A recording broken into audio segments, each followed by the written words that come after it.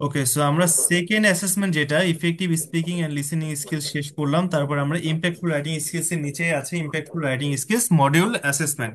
So আমরা এখন এই অ্যাসেসমেন্টটা এখন আমরা দিব। তো এখানে আগেই বলে রাখি যে প্রত্যেকটা মডিউলের পরে একটা করে অ্যাসেসমেন্ট আছে। সো আর প্রত্যেকটা কোয়েশ্চেনই একটু মানে মূল স্ট্র্যাটেজি বা মূল কনসেপ্ট বা আমাদের কোর্সের কন্টেন্টটা সেম থাকবে। কিছুটা হালকা একটু মডিফাই করে কিছু কোয়েশ্চেন থাকে যেটা হচ্ছে আপনাদেরকে যাতে জাস্টিফাই করা যায়, হ্যাঁ। বাট কোয়েশ্চেনগুলো ফান্ডামেন্টাল ক্যাটাগরিরই হবে। সো এটা নিয়ে অডিট হওয়ার কিছু নাই।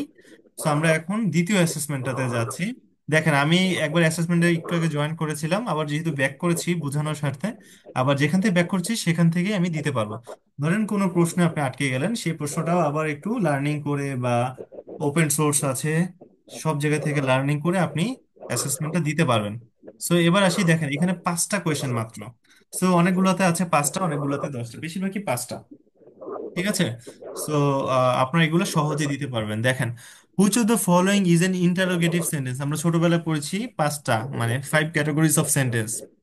অ্যাসার্টিভ মানে positive sentence, negative sentence, interrogative sentence প্রশ্নবোধক, ইম্পারেটিভ মানে কি আদেশ নির্দেশমূলক, এক্সক্লামেটরি মানে হচ্ছে বিস্ময়বোধক।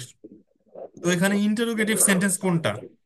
তো এগুলো হচ্ছে বেসিক কিছু ইংলিশ কমিউনিকেশনে, যেহেতু আমাদের কমিউনিকেশনটা ফোকাস, রাইটিং স্কিল যেহেতু আমাদের শিখতে হবে, তো সেই ক্ষেত্রে আমরা হচ্ছে এই বিষয়গুলো জানা দরকার। ইন্টারোগেটিভ সেন্টেন্স কোনটা বলেন তো নিচেরটা? এই যে what time is the meeting, meeting এর সময় কোনটা প্রশ্ন করলাম আমরা। সো এটা হচ্ছে ইন্টারোগেটিভ সেন্টেন্স, খুবই সহজ তাই না, কঠিন কিছু নাই। তো what is the purpose of interrogative question? Interrogative সেন্টেন্সের পারপাসটা কি? যখন আমরা কাউকে প্রশ্ন করব কোনো কিছু জানার জন্য, এই জন্য আমরা ইন্টারোগেটিভ সেন্টেন্স তৈরি করি। হোয়াই ইজ স্যার, ইট? আপনার কথা হেডফোন দিয়ে শোনা যাচ্ছে না। আপনি কি কোনো সেটিংস করছেন? একটা বৃষ্টি হচ্ছে, শুনতে পারতেছি না না না সরাসরি। না। আপু আপনি তাহলে স্যারের একটু কথা গ্রুপ জয়েন ক্লিয়ারই করেন। আছে, বাট সবাই মিউট অন করাতে এরকম প্রবলেম হচ্ছে। আচ্ছা, সবাই একটু জাস্ট মনোযোগ দেন, কারো যদি প্রবলেম হয় একটু রিজয়েন করেন, নেটওয়ার্কের কারণ হতে পারে আজকে যেহেতু সারাদিন বৃষ্টি। তো আমি সবাইকে মিউট করছি, এটা শেষ করে আমরা প্রশ্ন নিব, কেমন? Okay. Okay, what is the important to short list your ideas when writing email? Email লেখার ক্ষেত্রে শর্ট লিস্ট ইউর আইডিয়া, আপনার আইডিয়াগুলো শর্ট লিস্ট কেন করা গুরুত্বপূর্ণ, মানে শর্ট লিস্ট করাটা কেন গুরুত্বপূর্ণ যখন আপনি ইমেল লিখছেন? To focus the most relevant point, to ensure the email is lengthy, না লেন্দি করা যাবে না। টু ইউজ কমপ্লেক্স ওয়ার্ড, না। টু ইমপ্রেস রেসিপিয়েন্ট, না। To focus the most relevant point. আপনি ইমেল তো লেখেন অবশ্যই কোনো জরুরি কাজে, তাই না? তো সেই ক্ষেত্রে শর্ট লিস্ট দ্য আইডিয়া, আপনার যে আইডিয়াগুলো সেগুলো যদি শর্ট লিস্ট করেন সেক্ষেত্রে মোস্ট রেলিভেন্ট পয়েন্টগুলোতে ফোকাস হওয়া যায়। ঠিক আছে। সো এটারও একটা স্ট্র্যাটেজি আছে যেটা হচ্ছে আমি আপনাদেরকে একটু দিয়ে দেবো যে কোনো রাইটিং এর ক্ষেত্রেই। ঠিক আছে। যে কোনো ইফেক্টিভ ইমেইল বা কোনো লিখা বা কোনো কন্টেন্ট লিখা সেগুলোর ক্ষেত্রে আপনার এই এটা মানে একটা স্ট্র্যাটেজি যে আপনি প্রথমে হচ্ছে ফাইন্ড দ্য পারপাস, আপনার পারপাস ফাইন্ড করবেন। Short list the idea, use the correct and appropriate language, organise your thoughts, do a thorough review. ঠিক আছে। তো আমি এগুলো দিয়ে দিচ্ছি যাতে কোথাও থেমে থাকার সুযোগ না থাকে, হ্যাঁ। ওকে। সো এবার আসেন আমরা মেইন কন্টেন্টে যাই, 4 নম্বরে যাই। হোয়াট শুড ইউ ডু, আপনার কি করা উচিত? If you have a gap, যখন আপনার একটা গ্যাপ আছে in your employment history on your resume. আমরা অনেক সময় অ্যাপ্লাই করি না, তো অনেক সময় দেখা যাচ্ছে কাজের মাঝে কিছু ধরেন কয়েকটা এক্সপিরিয়েন্স দেখাচ্ছি 2টা কোম্পানি, তার মাঝে আবার কিছুদিন আমি বসা ছিলাম, মানে গ্যাপ ছিল। তো সেই ক্ষেত্রে আমি কি দেখাবো বা কি করব যখন আমার রেজিউমের মধ্যে একটা গ্যাপ আছে এমপ্লয়মেন্ট হিস্টোরির মধ্যে?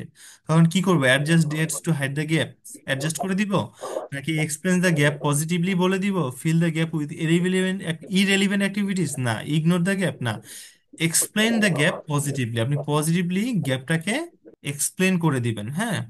যে আমি এই সময়টাতে লার্নিং এর মধ্যে ছিলাম, ধরেন যখন আপনার গ্যাপ হলো তখন আপনি কিছু না কিছু শিখবেন বা পড়াশোনা করবেন, তো আপনি লার্নিংটা বলে দিলেন যে আমি কিছু অ্যাডিশনাল লার্নিং এর কারণে গ্যাপটা নিয়েছি বা দিয়েছি। এবার আসেন 5 নম্বর কোয়েশ্চেনে যখন আমি যাব।